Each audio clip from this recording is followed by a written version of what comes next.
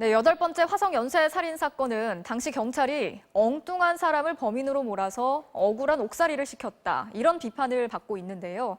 경찰은 진짜 범인이 이춘재라고 잠정 결론을 내렸습니다. 피해자의 속옷 등에 대한 이춘재의 자백이 당시 현장 상황과 일치하는 것으로 확인됐습니다. 윤상문 기자입니다.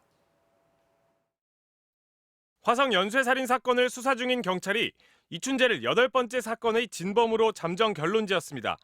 핵심은 이춘재의 진술입니다.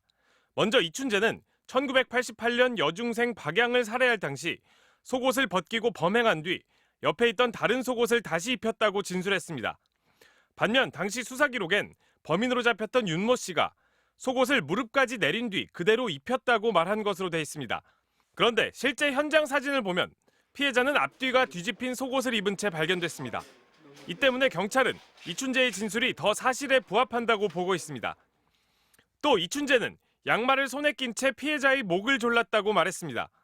실제로 피해자의 목 부위에 천에 쓸린 흔적이 남았다는 점에서 경찰은 범인만이 알 수 있는 사실이라고 판단했습니다. 이춘재는 피해자 방에 침입할 당시 양말을 벗고 맨발로 들어갔다고도 진술했습니다.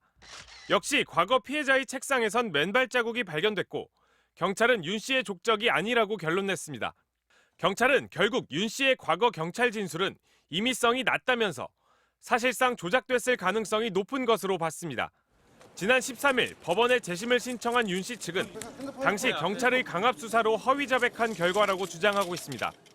수사기관의 어떤 정보가 부족하거나 잘못됐을 경우에는 조작은 했지만 그게 틀린 조작이 돼버리는 겁니다. 경찰은 윤 씨를 검거할 당시 국과수가 감정한 혈액형과 채모 분석 결과가 틀릴 수도 있다는 점을 인정했습니다. 경찰은 당시 윤 씨를 수사했던 수사관들을 상대로 가혹행위를 했는지 여부를 계속 수사하겠다고 밝혔습니다. MBC 뉴스 윤상문입니다.